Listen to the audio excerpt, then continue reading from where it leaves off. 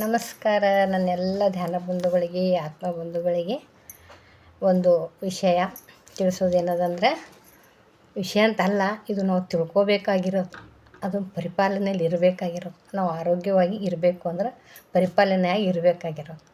ಏನು ಅಂದರೆ, ಔಷಧಿ ಅಂಗಡಿಯಲ್ಲಿ ಸಿಗದೇ ಇರೋದು. ಜೈ ಹೋ ಪತ್ರಿಜಿ ಅಂತ ಹೇಳ್ತಾ ಗುರುಗಳು ಭಾಳ ಇದಕ್ಕೆ ಸಂಬಂಧಪಡ್ತಾರೆ. ಔಷಧಿ ಅಂಗಡಿಗಳಲ್ಲಿ ಸಿಗದೇ ಇರುವ ಆರೋಗ್ಯಕರವಾಗಿರುವ 10 ಔಷಧಿಗಳು ಈ ಮೆಡಿಕಲ್ ಶಾಪ್ನಾಗ ಸಿಗಲಿವೆಲ್ಲ. ಆರೋಗ್ಯವಾಗಿ ನೋಡಿ, ಎಲ್ಲ ಪ್ರತಿಯೊಂದಕ್ಕೂ ಕೂಡ ನಾವು ಆರೋಗ್ಯಕ್ಕೆ ಚೆನ್ನಾಗಿರಬೇಕು ಅಂದರೆ ಏನಾರೇ ತಲೆನೋವು ಸೋದ್ರೆ ಗುಳಿಗೆ ತೊಗೊಳಕ್ಕೆಲ್ಲ ಇದಕ್ಕೆ ಮೆಡಿಕಲ್ ಶಾಪಿಗೆ ಹೋಗ್ತೀವಲ್ಲ. ಈ ಮೆಡಿಕಲ್ ಶಾಪ್ನಾಗ ಸಿಗಲಾರ್ದಂಥ 10 ಆರೋಗ್ಯಕ್ಕೆ ಭಾಳ ಮುಖ್ಯವಾಗಿರುವ ಔಷಧಿಗಳು ಯಾವುವು ಅಂದ್ರೆ, ಒಂದು ಸಣ್ಣ ಕಥೆ ಮೂಲಕ ಹೇಳ್ತೀನಿ. ಒಂದು ಊರೊಳಗೆ ಒಂದು ಹಳ್ಳಿ ಒಳಗೆ ಎಲ್ಲರೂ ತುಂಬ ಆರೋಗ್ಯವಾಗಿದ್ರಂತ. ಭಾಳ ಆರೋಗ್ಯವಾಗಿ, ಏನು ಬಿ ಪಿ ಇಲ್ಲ, ಶುಗರ್ ಇಲ್ಲ, ಅವ್ರಿಗೇನು ಯಾವ ರೋಗ ಅನ್ನೋದೇ ಇಲ್ಲ. ಮತ್ತು ರೋಗ ಅನ್ನೋದೇ ಇಲ್ಲ ಅಂದರೆ ಎಷ್ಟು ಅದ್ಭುತ ಅಲ್ಲ. ಅದಕ್ಕಿಂತ ಸ್ವರ್ಗ ಸುಖ ಇನ್ಯಾವುದೈತೆ ಹೇಳ್ರಿ. ಇವಾಗ ಪ್ರತಿಯೊಬ್ಬರಲ್ಲಿ ಏನಾರು ಬಿ ಪಿ ಶುಗರ್ ಅಂತ ಕಾಮನ್ ಇವೆಲ್ಲ. ಹಂಗಾದಾಗ ಅದು ಮಿರಾಕಲ್ ಅನ್ನಿಸ್ತಂತ ಯಾರು ವಿಜ್ಞಾನಿಗೆ. ಆ ಊರಲ್ಲಿ ಯಾರೂ ಕೂಡ ರೋಗಿಷ್ಠರಲ್ಲ, ಒಂದು ಕೂಡ ರೋಗ ಇಲ್ಲ, ಮಾನಸಿಕ ತೊಂದರೆ ಇಲ್ಲ, ಆ ಥರ ಇದ್ದಾರಲ್ಲ, ಏನಿರಬೇಕು ಅಂತ ನೋಡಕ್ಕೆ ಅಂಥೇಳಿ ಆ ಊರಿಗೆ ಹೋದಂತೆ ಯಾರೋ ವಿಜ್ಞಾನಿ. ಏನು ಮಾಡ್ತಿದ್ರಂತ ಅವರು, ಆ ಹಳ್ಳೀಲಿ ಮೊದಲನೇದಾಗಿ ಅವರು ಏನು ಹೇಳ್ತಾರೆ, ವ್ಯಾಯಾಮ ಮಾಡ್ತಿದ್ರಂತೆ. ನೋಡ್ರಿ, ಇದು ಮೊದಲನೇದಾಗಿ ವ್ಯಾಯಾಮ ಮಾಡೋದು ಮೆಡಿಕಲ್ ಶಾಪಲ್ಲಿ ಸಿಗಲ್ಲ. ವ್ಯಾಯಾಮ ನಾವೇ ಮಾಡಬೇಕು. ಆ ಹಳ್ಳಿಯಲ್ಲಿ ಎಲ್ಲರೂ ಕೆಲಸ ಮಾಡ್ತಿದ್ರು ಮತ್ತು ತಮ್ಮ ಹೊಲ ಗದ್ದೆಗಳಲ್ಲಿ ಮೈ ಮುರಿದು ಕೆಲಸ ಮಾಡ್ತಿದ್ರು. ಬೆವರು ಬರುವಂಗೆ ಕೆಲಸ ಮಾಡ್ತಿದ್ರು. ಅದರಿಂದ ಅವರ ದೇಹದ ಹಾರ್ಮೋನ್ಗಳು ಏನಾಗ್ತಿದ್ದು, ಎಲ್ಲ ಬೇಕಾಗಿದ್ದ ದೇಹ ಹಾರ್ಮೋನ್ಗಳು ಬಿಡುಗಡೆ ಆಗ್ತಾಯಿತ್ತು. ಅದಕ್ಕಾಗಿ ಬೆವರಿನ ಮೂಲಕ ಆ ಟಾಕ್ಸಿನ್ಸ್ ಎಲ್ಲ ಹೋಗ್ತಾಯಿತ್ತು. ಅದ್ರ ಮೂಲಕ ಅದರಿಂದ ಈಗ ಶರೀರ ಕಲ್ಮಶ ತೆಗಿತಾಯಿತ್ತಲ್ಲ, ಹೊರಗೆ ಹೋಗ್ತಿತ್ತಲ್ಲ. ಮತ್ತು ಇನ್ನೊಂದೇನು, ಸೋಂಬೇರಿತನ ಮಾಡ್ತಿರ್ಲಿಲ್ಲ ಅಂತವ್ರು. ಕೆಲಸ ಮತ್ತು ನಮ್ಮ ಕಾಯಕವೇ ಕೈಲಾಸ ಅಂತ ನಮ್ಮ ಇದು ಬಸವಣ್ಣನವ್ರು ಹೇಳ್ಯಾರಲ್ಲ. ಹಂಗೆ ಪ್ರತಿದಿನ ಕೂಡ ವ್ಯಾಯಾಮ ಮಾಡ್ತಾಯಿದ್ರು. ಪ್ರತಿದಿನ ತಮ್ಮ ದೇಹನ ದಂಡಿಸ್ತಾಯಿದ್ರು. ಅದಕ್ಕಾಗಿ ಆ ಸೋಂಬೇರಿತನ ಅನ್ನೋದು ಇರಲಿಲ್ಲಲ್ಲ, ಅವರಿಗೆ ಗೊತ್ತಿರಲಿಲ್ಲ. ಅದಕ್ಕಾಗಿ ಆ ವ್ಯಾಯಾಮ ಮಾಡೋದ್ರಿಂದ ಔಷಧಿಯೇ ಬೇಕಾಗಿರಲಿಲ್ಲ ಅವರಿಗೆ. ಇದೊಂದು ಔಷಧಿ ಏನು ಅಂಗಡಿಯಲ್ಲಿ ಸಿಗದೇ ಇರೋ ಔಷಧಿ ಯಾವುದು ಅಂದರೆ ವ್ಯಾಯಾಮ ಅಲ್ಲ. ಇವಾಗ ನಾವೇನು ಮಾಡ್ತೀವಿ, ವ್ಯಾಯಾಮ ಮಾಡಲ್ಲ ನಾವು. ಕೆಲಸ ಏನು ಮಾಡ್ತೀವಿ ನಾವು, ಮನೆ ಕೆಲಸನ ಇದು ವಿರುದ್ಧವಾಗಿ ಹೇಳಬೇಕು ಅಂದ್ರೆ, ಆಗಿನ ಆರೋಗ್ಯಕರವಾಗಿರೋದನ್ನು ಇರೋ ಜನರಿಂದ ನಮ್ಮನ್ನು ಈಗ ಪ್ರೆಸೆಂಟ್ಲಿ ಕಂಪ್ಯಾರಿಸನ್ ಮಾಡಿದ್ರೆ ನಾವೇನು ಮಾಡಾತ್ತಿದ್ದೀವಿ, ಮೈ ಮುರಿದು ಕೆಲಸನೇ ಮಾಡಾತ್ತಿಲ್ಲ. ಮನೆ ಕೆಲಸ ಎಲ್ಲ ಏನು ಮಾಡಾತ್ತೀವಿ ನಾವು, ಆರಾಮಾಗಿರಬೇಕು ಅಂತ ಬಟ್ಟೆಗೆ, ಪಾತ್ರೆಗೆ ಮತ್ತು ಮನೆ ಒರೆಸ್ಲಿಕ್ಕೆ ಎಲ್ಲ ಆಳಿಟ್ಬಿಟ್ಟಿವಿ. ಕೆಲಸಗಾರ ನೋಡಿ ಮಾಡಿ ಅವ್ರು ಮೈ ಮುರಿದು ಕೆಲಸ ಮಾಡ್ತಾರೆ. ನಾವು ಸೋಫಾ ಕೊಂಡಿರ್ತೀವಿ ಆರಾಮ್ ತೊಗೋಬೇಕಂತೇಳಿ, ಆರಾಮ್ ಇರ್ಬೇಕಂತೇಳಿ. ಆರಾಮ್ ಇರ್ತೀವಂದ್ರೇನು, ನಾವು ನೆಳ್ತಾ ಇರ್ತೀವಿ. ಯಾಕಂದ್ರೆ ನಾವು ಮೈ ಮುರಿದು ಕೆಲಸನೇ ಮಾಡಿರಲ್ಲ. ನಾವು ಕೆಲಸನೇ ಮಾಡೋದು, ಮೈನೇ ಹಣ್ಣಾಗಿರಲ್ಲ, ಮೈಯಲ್ಲಿ ಟಾಕ್ಸಿನ್ಸೇ ಹೋಗಿರಲ್ಲ. ಮತ್ತು ಆಮೇಲೆ ಸೋಂಬೇರಿತನ ಮಾಡ್ತಿರ್ತೀವಿ. ಅವ್ರ ಕೆಲಸಗಾರ ಬರ್ತಾರೆ ಅಂಥೇಳಿ ಏನು ಮಾಡ್ತೀವಿ, ಕೂತ್ಕೊಂಡಿರ್ತೀವಿ. ಹಾಗಾಗಿ ಏನು ಮಾಡ್ತಾರೆ, ಕೆಲಸಗಾರರು ಏನು ಮಾಡ್ತಾರೆ, ಮೈ ಮುರಿದು ಕೆಲಸ ಮಾಡ್ತಾರೆ. ಅವರು ಬಂದೆಲ್ಲ ನಮ್ಮ ಮನೆಯೊಳಗೆ ಚಂದ ನೆಲ ಒರೆಸ್ತಾರೆ, ಬಗ್ಗಿ ಮಾಡಿ ನೆಲ ಒರೆಸ್ತಾರೆ, ಬಟ್ಟೆ ಪಾತ್ರೆ ಎಲ್ಲ ಮಾಡ್ತಾರೆ. ಅವ್ರು ನೋಡಿದ್ರೆ ದಷ್ಟು ಪುಷ್ಟ ಆಗಿರ್ತಾರೆ, ಆರೋಗ್ಯಕರವಾಗಿದ್ದಾರೆ. ನಮ್ಮ ಮನೆಗೆ ಬಂದು ಕೆಲಸ ಮಾಡೋರು ಆರೋಗ್ಯಕರವಾಗಿದ್ದಾರೆ. ನಾವು ಹಚ್ಚಿ ಆರಾಮಾಗಿ ಇರಬೇಕು ಅನ್ನೋರು ರೋಗಿಷ್ಠರಾಗಿ. ಎದಕ್ಕಿದು, ಅವ್ರು ಬೇಡ ರೀ. ಅವ್ರನ್ನ ಬಿಡಿಸ್ಬಿಟ್ಟು ಅದೇ ಬಟ್ಟೆ ಪಾತ್ರೆನ, ಅದೇ ನಮಗೆ ವ್ಯಾಯಾಮ ಆಗುತ್ತಂತ ಹೇಳಿ ಮನೆ ಕೆಲಸ ಅದನ್ನು ನಾವೇ ಮಾಡಿದ್ರೆ ವ್ಯಾಯಾಮನೂ ಆಯಿತು, ಮತ್ತು ಮನೆ ಕೆಲಸದ ದುಡ್ಡು ಉಳೀತು, ನಮ್ಗೆ ಕೆಲಸಕ್ಕೆ ಶರೀರದಲ್ಲಿ ಚೈತನ್ಯ ಬಂತು, ಟಾಕ್ಸಿನ್ಸ್ ಎಲ್ಲ ಹೋಗ್ತಾವೆ. ಇದನ್ನು ನಾವು ಮಾಡ್ತಾಯಿಲ್ಲ. ಮಾಡೋದಕ್ಕೇ ಅನಾರೋಗ್ಯಗಳು ಜಾಸ್ತಿ. ವ್ಯಾಯಾಮ ಮಾಡ್ತಾಯಿದ್ರು ಆ ಹಳ್ಳಿ ಜನಗಳು, ಆರೋಗ್ಯಗಳು ವ್ಯಾಯಾಮ ಮಾಡ್ತಾಯಿದ್ರು. ಇದು ನಮ್ಮದು ಕೂಡ ಸ್ವಲ್ಪ ಹೇಳಿದ್ನಲ್ಲ, ಇದನ್ನು ಬಿಡಬೇಕು ನಾವು. ಅದು ನಮಗೋಸ್ಕರನಾದರೂ ನಾವು ಬಿಡಬೇಕು. ವ್ಯಾಯಾಮ ಆಗಲಿ ಅಂತನಾರ ಮನೆ ಕೆಲಸನ ಮಾಡಬೇಕಂತ ಹೇಳೋಕ್ಕೆ ಇಷ್ಟಪಡ್ತೀನಿ. ಎರಡನೇದಾಗಿ ಉಪವಾಸ ಮಾಡ್ತಿದ್ರಂಥವ್ರು. ವಾರಕ್ಕೊಂದು ದಿವಸ ಉಪವಾಸ ಮಾಡ್ತಿದ್ರಂತ. ಅವ್ರ ಊರಿನಲ್ಲಿ ಶಕ್ತಿ ದೇವತೆ ಇದ್ರಲ್ಲ, ಮೀಸಲಾಗಿ ಒಂದು ದೇವರ ಮೀಸಲಾಗಿ ನಾವು ಉಪವಾಸ ಮಾಡ್ತೀವಲ್ಲ. ಒಬ್ಬರೊಬ್ರು ಮಾಡ್ತಾರೆ, ಒಬ್ಬರೊಬ್ರು ಮಾಡಲ್ಲ. ನಮ್ಮಂಥವ್ರೆಲ್ಲ ಮಾಡಲ್ಲ ಅನ್ಕೋತೀನಿ, ಉಪವಾಸ ಹೊಟ್ಟೆನೇ ತಡೆಯಲ್ಲ. ಆದರೂ ಕೂಡ ಏನು ಮಾಡಬೇಕು, ಅದನ್ನು ಉಪವಾಸ ಮಾಡಬೇಕು. ಮೀಸಲಾಗಿ ದಿನ ಎಲ್ಲರೂ ಉಪವಾಸ ಮಾಡ್ತಿದ್ರು, ವ್ರತ ಮಾಡ್ತಿದ್ರು. ಆದ್ದರಿಂದ ದೇಹಕ್ಕೆ ವಿಶ್ರಾಂತಿ, ವ್ರತ ಮಾಡೋದ್ರಿಂದ ದೇಹಕ್ಕೆ ವಿಶ್ರಾಂತಿ ಆಗ್ತದೆ, ಅಂಗಾಂಗಗಳಿಗೆ ವಿಶ್ರಾಂತಿ ಸಿಗ್ತಿತ್ತು. ನೋಡಿರಿ, ಯಾವಾಗ್ಲೂ ಗುಣಿ ಚೀಲದ ಥರ ಹಾಕ್ತಾ ಇದ್ರೆ, ತಿಂತಾ ಇದ್ರೆ, ತಿನ್ನು ಬರ್ಗರು, ಉರ್ಗೋರು, ಬ್ರೆಡ್ಡು, ಬಿಸ್ಕೆಟ್ಟು ಇಂಥ ಎಲ್ಲ ತಿಂತೀವಲ್ರಿ, ದೇಹದ ಮೇಲೆ ಎಷ್ಟು ಪರಿಣಾಮ ಬೀಳ್ತದೆ. ಜೀರ್ಣಕ್ರಿಯೆ ಬಹಳ ಇದು ಐತಿ ನಮ್ಮದು. ಇವಾಗ ನಾವು ಉಪವಾಸ ಅಂತೂ ಮಾಡೋದಿರಲಿ, ಬಾಯಿನೇ ಕಟ್ಟಲ್ಲ. ಮತ್ತು ತಿನ್ನುವ ಪದ್ಧತಿ ಕೂಡ ಬೇರೆ ಬೇರೆ ಆಗಿಬಿಟ್ಟೈತಿ. ತಿನ್ನೋ ಪದ್ಧತಿನೂ ಏನಾಗ್ಯದ, ಹಗಲು ಬೆಳಗ್ಗೆ ತಿನ್ನಬೇಕಾಗಿರೋದು 10 ಗಂಟೆ ತಿನ್ನೋದು, 10 ಗಂಟೆ ತಿನ್ಬೇಕು 4 ಗಂಟೆ ತಿನ್ನೋದು, ರಾತ್ರಿ 7 ಗಂಟೆಗೆ ಉಣ್ಬೇಕಾಗಿರೋದು 11 ಗಂಟೆಗೆ ಊಟ ಮಾಡೋದು, ಮಲ್ಕೊಳ್ಳೋದು, ಎಲ್ಲ ಪದ್ಧತಿಗೆಲ್ಲ ತಪ್ಪಾಗ್ಬಿಟ್ಟಾವೆ. ದೇಹ ಶರೀರ ಸೆಟ್ಟಿಂಗೆಲ್ಲ ತಪ್ಪಾಗಿಬಿಟ್ಟದಕ್ಕೆ ಅನಾರೋಗ್ಯ ಆಗ್ಯದ. ಅವು ಜೀರ್ಣಕ್ರಿಯೆ ತೊಂದರೆ ಮಾಡ್ತೀವಿ ನಾವು ಹಾಕೋದು ಗೋಣಿ ಚೀಲಕ್ಕೆ ಹಾಕಿ ಮಾಡ್ತದೆ, ತೊಂದರೆ ಮಾಡ್ತದೆ. ಅದಕ್ಕೇನು ಮಾಡ್ತಿರಂಥವ್ರು ಹಳ್ಳೀಲಿ ಒಂದು ವಾರಕ್ಕೊಂದಿನ ಉಪವಾಸ ಮಾಡಿ ಆ ದೇಹಕನ್ನ ಕರುಳು ಶುದ್ಧೀಕರಣ ಮಾಡ್ಕೊತಾಯಿದ್ರು. ಅದು ದೇವರ ಶಕ್ತಿ ದೇವತೆ ಮೀಸಲಾಗಿನೋ ಒಂದು ವ್ರತ ಅಂತನೋ ಅದು ಕರುಳುಗಳು ಶುದ್ಧಿ ಆಗ್ತವೆ ಉಪವಾಸ ಮಾಡೋದರಿಂದ. ಜೀವಕೋಶಗಳಿಗೆ ಪ್ರತಿಯೊಂದು ಭಾಗಗಳಿಗೆ ಶುದ್ಧವಾಗ್ತವೆ. ಜೀವಕೋಶಗಳು ಕೂಡ ಪ್ರತಿಯೊಂದು ಜೀವಕೋಶಗಳು ಶುದ್ಧವಾಗ್ತವೆ. ಅವಾಗ ಸ್ವಲ್ಪ ಖಾಲಿ ಇತ್ತಂದ್ರೆ, ಕೆಲಸ ಕಡಿಮೆ ಇತ್ತಂದ್ರೆ, ರೆಸ್ಟ್ ಸಿಕ್ತಂದ್ರೆ ಅವು ಜೀವಕೋಶಗಳಿಗೆ ಏನಾಗ್ತವೆ, ಪುನರ್ಚೇತನಗೊಳಿಸ್ದಂಗೆ ಆಗ್ತವೆ. ನಾವು ಮೇಲಿನ ಮೇಲೆ ಹಾಕೋದಂದ್ರೆ ಅವಕ್ಕೂ ರೆಸ್ಟ್ ಇಲ್ಲಾರ್ದಂಗೆ ಆಗ್ತದೆ. ರೆಸ್ಟ್ ಇಲ್ಲಾರ್ದಂಗೆ ಮಾಡ್ತವೆ, ಸುಸ್ತು. ಹೌದು, ನಮ್ಮ ದೇಹದಲ್ಲಿರುವ ಅಂಗಾಂಗಗಳು ಅಂಗ ದೇವತೆಗಳು, ಅದು ಒಂದು ಜೀವ ಆಗಿರೋದ್ರಿಂದ ಆ ಜೀವಕ್ಕೂ ಕೂಡ ನಾವು ತೊಂದರೆ ಮಾಡಬಾರ್ದು ಅಂತ ಹೇಳಕ್ಕೆ ಇಷ್ಟಪಡ್ತೀನಿ. ಅದಕ್ಕೆ ಅವ್ರು ಏನು ಮಾಡ್ತಿದ್ರು, ಒಂದು ವಾರಕ್ಕೊಂದಿನ ಉಪವಾಸ ಮಾಡ್ತಿದ್ರು, ಆ ಜೀವಕೋಶಗಳಿಗೆ ರೆಸ್ಟ್ ಕೊಡ್ತಿದ್ರು, ಅಂಗಾಂಗಗಳ ಕರುಳು ಶುದ್ಧಿ ಆಗ್ತಾಯಿತ್ತು. ಅದಕ್ಕಾಗಿ ಔಷಧಿ ಇಲ್ಲದೇ ಇರೋದು, ಔಷಧಿ ಅಂಗಡಿ ಅಲ್ಲಿ ಸಿಗದೇ ಇರೋದು ಔಷಧಿ ಯಾವುದು ಅಂದ್ರೆ ಉಪವಾಸ ಮಾಡೋದಷ್ಟು. ಇದು ಉಪವಾಸ ಅಂಗಡಿಯಲ್ಲಿ ಸಿಗೋದಿಲ್ಲ. ಉಪವಾಸ ಮಾಡೋದು ಇದನ್ನು ನಾವೇ ಮಾಡಬೇಕು ಅಲ್ಲ. ಅದಕ್ಕಾಗಿ ಎಲ್ಲರೂ ವಾರಕ್ಕೊಂದಿನಾರು ಉಪವಾಸ ಮಾಡೋಣಲ್ಲ, ಉಪವಾಸ ಮಾಡಬೇಕು. ಮತ್ತು ಸೆಕೆಂಡ್, ಇದು ನಮ್ಮದು ಹೇಳಿದೆ, ನಾವು ತಿನ್ನೋದು ಗೋಣಿ ಚೀಲ ಥರ ಹಾಕಿದ್ರೆ, ಬೇರೆ ಸಮಯ ಹಾಕಿದ್ರೆ, ಬೇಡದಿದ್ದು ಬೇಕಿದ್ದು ಎಲ್ಲ ತಿಂದ್ರೆ ಚೆನ್ನಾಗಿರಲ್ಲ, ಒಳ್ಳೆಯದಲ್ಲ ಅಂತ ಹೇಳೋಕ್ಕೆ ಇಷ್ಟಪಡ್ತೀನಿ. ನಾವು ವಾರಕ್ಕೊಂದಿನ ಉಪವಾಸ ಮಾಡೋಣ.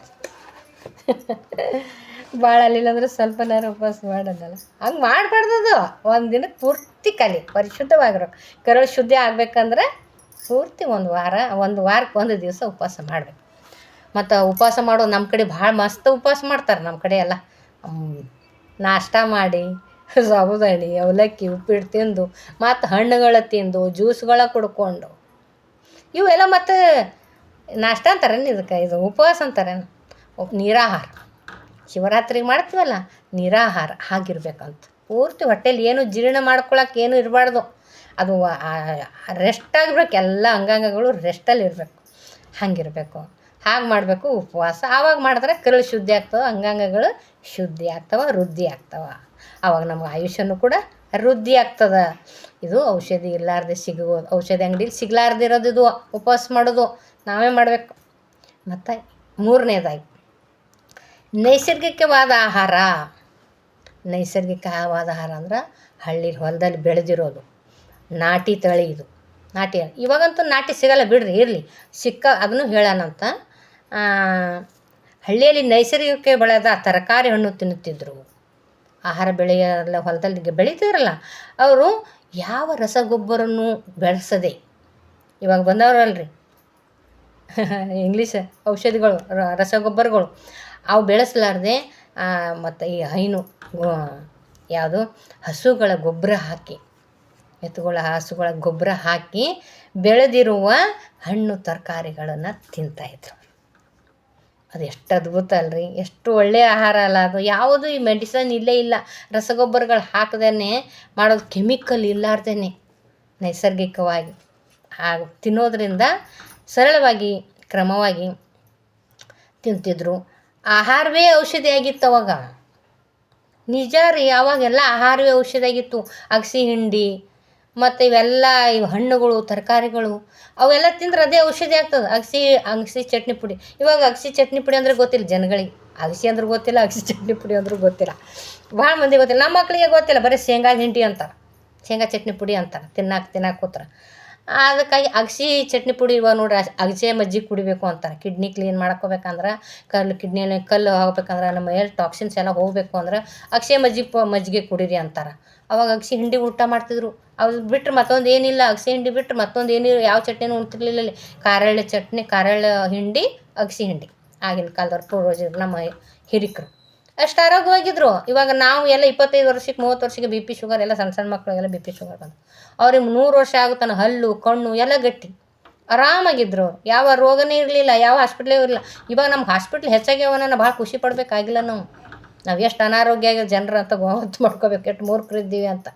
ದೊಡ್ಡ ಮಲ್ಟಿ ಸ್ಪೆಷಾಲಿಟಿ ಹಾಸ್ಪಿಟ್ಲ್ ಬಂದಿದ್ದ ತಕ್ಷಣ ನಮ್ಮಲ್ಲಿ ದೊಡ್ಡದು ಮೆಣಸಿ ಬಿಜಾಪುರಕ್ಕೆ ಹೋಗೋದು ಎಲ್ರಿ, ಇವಾಗ ಸಿಂಧಿಗಾಗೆ ತೋರಿಸ್ಕೊಳ್ಳೋದು ಮಲ್ಟಿ ಸ್ಪೆಷಾಲಿಟಿ ಹಾಸ್ಪಿಟ್ಲ್ ಆಯಿತು.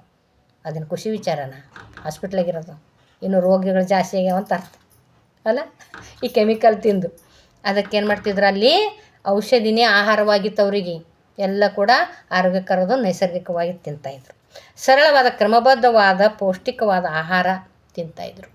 ಕ್ರಮಬದ್ಧವಾಗಿ ಆಹಾರ ತಿಂತಾಯಿದ್ರು. ನಮ್ಮಂಗೆ 3 ಕುಣೋದು 4 ಕುಣೋದು 4 ಕುಣೋದು 6 ಕುಣೋದು, ಮಲ್ಕೊಳಾಗ ಉಣೋದು, ಉಂಡ ಮನ್ಕೊಳ್ಳೋದು. ಇವಾಗ ಹಂಗೆ ಒತ್ತಡ ಜೀವನ ಆಗ್ಬಿಟ್ಟೈತಿ. ಇವಾಗ ಡ್ಯೂಟಿ ಮಾಡೋರೆಲ್ಲ ನೋಡಿರಿ, ರಾತ್ರಿ ನೈಟ್ ಶಿಫ್ಟ್ ಅಂತ ಮಾಡ್ತಾರೆ. ಯಾವಾಗ ಉಣ್ತಾರೆ? 1ಕ್ಕೆ 2ಕ್ಕೆ ಅವರೆಲ್ಲ ಊಟ ಕೊಡ್ತಾರಲ್ಲ, ಅವಾಗ ಊಟ ಮಾಡ್ತಾರೆ. ಇದೇನಿದು? ಈ ಪದ್ಧತಿ ನಮ್ಮ ಬಾಡಿಯಲ್ಲಿ ಇರುವ ಸೆಟ್ಟಿಂಗ್ ಎಲ್ಲ ತಪ್ಪು ಹೋಗ್ತದೆ. ಬೆಳಗ್ಗೆ ಏನು ತಿನ್ನಬೇಕು, ಸಾಯಂಕಾಲ ಏನು ತಿನ್ನಬೇಕು, ರಾತ್ರಿ ಏನು ತಿನ್ನಬೇಕು, ಅದು ರೂಟ್ ಐತೆ. ಅದಕ್ಕೊಂದು ರೂಟೇಷನ್ ಹಾಕ್ಯಾನಪ್ಪ ಸೃಷ್ಟಿಕರ್ತ. ಆವಾಗ ಬಿಟ್ಟು ನಾವು ಊಟ ಮಾಡ್ತೀವಿ, ಅದಕ್ಕೆ ಅನಾರೋಗ್ಯಗಳು ಬರ್ತಾವೆ.